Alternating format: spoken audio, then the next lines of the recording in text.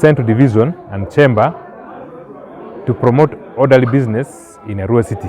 So that drive is meant to educate people to start slowly to move from the streets to the gazetted areas in the market, because there are market stalls that are so empty up there.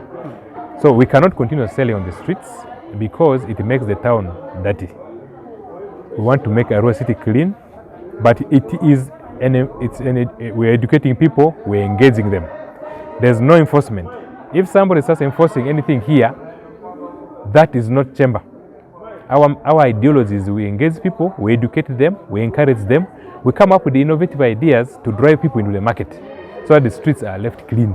So we don't expect any enforcement because the period given by the Market Act is still there.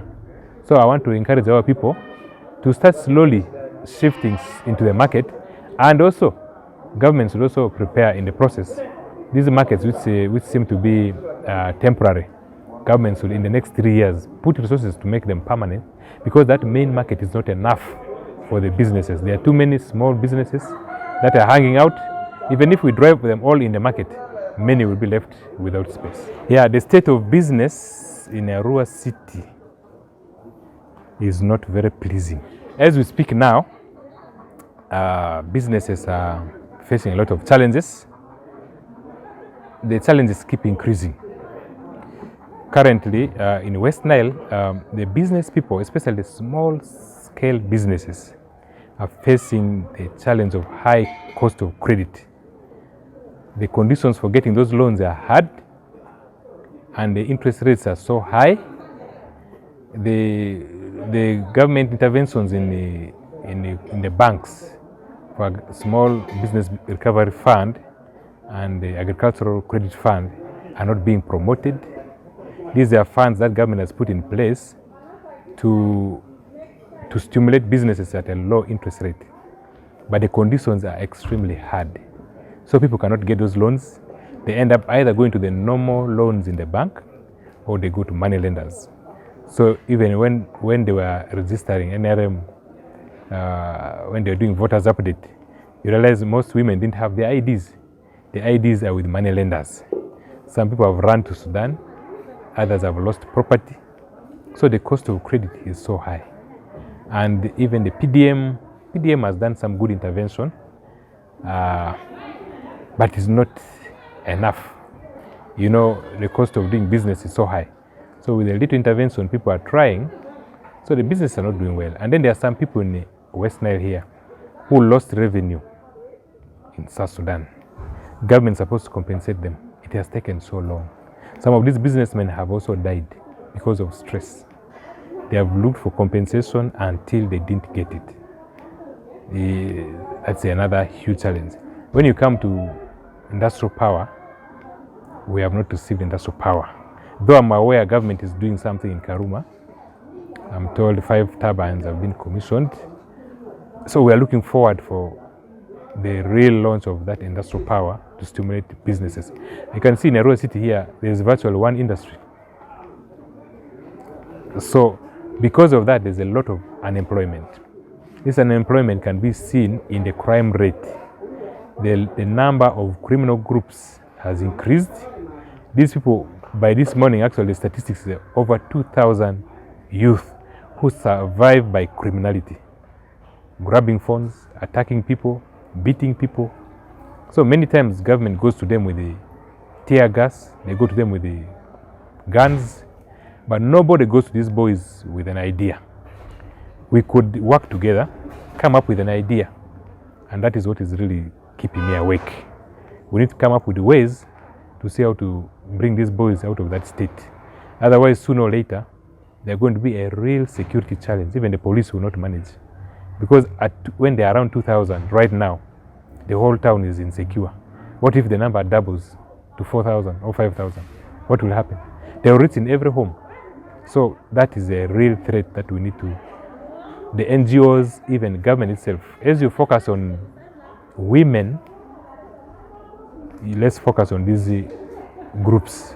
They call themselves ghetto groups. We need to seriously focus on them.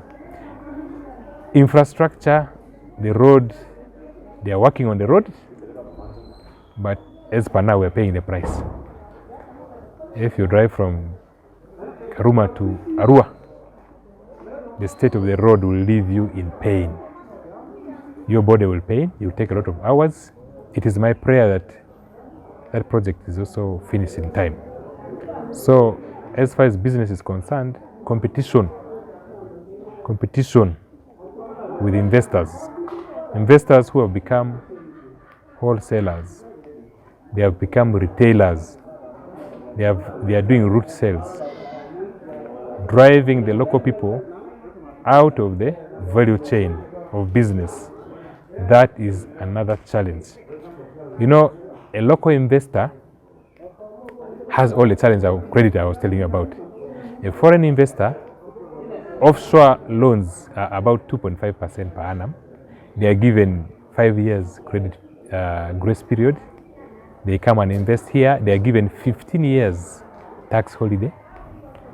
And then compare this with a local investor who has to go through the loans, given 4 weeks grace period, and no tax holiday. Now you can see new taxes are coming up. I saw a list of taxes coming up. Businesses are hurting, but more taxes are coming. URA is complicating everything. People are closing business just because of URA. So if there are 10 businesses and for lack of returns and so on, 3 close because of URA enforcement, how does that stimulate the economy? If a businessman has paid tax well for the last 3 years and this 4th year or 5th year has failed to pay tax, can't we do something to see what is going through? Is it about enforcement? Can't we engage? Can't we educate? Can't we also even pardon? So businesses are collapsing. The economy is not good. So the government needs to do something affirmative. Work with Chamber of Uganda National Chamber of Commerce, work with other organizations, and to see what can be done. Because as we run the country like this, later on, the citizens will be doing petty jobs. Well, you are aware that we were supposed to bring Alhaji Gongo to have a business baraza to discuss these challenges I'm talking about. My intention was the business people to sit with the government under the same tent. You saw when there was high tax on border borders and the enforcement was brutal. We discussed with him, with Alhaji. He called the commissioner, and within a short time they got a solution, and we got a tax holiday of 6 months. And the tax was halved. It was reduced by 50%. I pray people are using that opportunity. So that was one achievement. Whereas he didn't come, that was an achievement already. For the others, it was sabotaged politically. That if Alhaji came here, it would be like, 1, I will be popular. 2, it will be like he has sided with a candidate. So, and then 3, they think the following I have will bring insecurity in such a way that I'm splitting NRM into 2. I know, those are all lies. Our purpose was to have a business baraza with government. We have not given up on that issue. I cannot talk it out on media, because when I talk it on media, they will sabotage it. We are looking for other alternatives to see into it that this business baraza still happens. And we're expecting some investors to come, and that same period. So some of them postponed their coming. I'm in touch with them. We have not lost touch with them, and we shall pursue them until we reach a point where they still come back. We want to bring them to come and invest in West Nile, in Arua. Invest in sugar, invest in cement, invest in hospitals, and even education to stimulate the economy, to create jobs. The biggest problem we have here in this city is the poverty at household level. People are poor. Our region used to be the second poorest, but now it may be the poorest. Let's wait for the statistics. When you talk of coming investors, you still have industrial power. How are you going to reconcile this? My hope is that by the end of this year, the industrial power will be there. They're about to commission the last turbine of Karuma. So we can't wait for power first.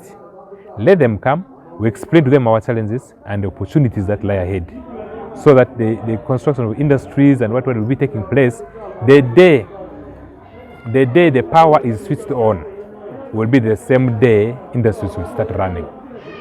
Yeah, there's what government said COVID recovery fund. Yes. Did our business people here really get some of that money to recover? You know, they talk of COVID recovery.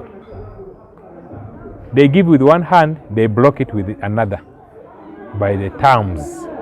For me, Bank of Uganda is responsible for this challenge. They complicate the requirements. If something is for recovery, make it as simple as possible. So these loans have not performed well. Okay, we also have the airfield, which is one of the easiest transport routes for business across South Sudan, Congo, Central African Republic. As a business person, how do you think if this is fast-tracked, will help out? That airport project is a very brilliant idea. I have not interacted with the people. When they came, I was not around. The question I wanted to ask them is the return on investment. The investment they're putting is so huge. The revenue, I was trying to calculate the budget for the project and the revenue they're going to get out of it. I wanted them to explain to me the science there. Otherwise, most likely, the return on investment is going to be a challenge. That's my personal opinion. But it is subject to them, the ones who did the financials of that project.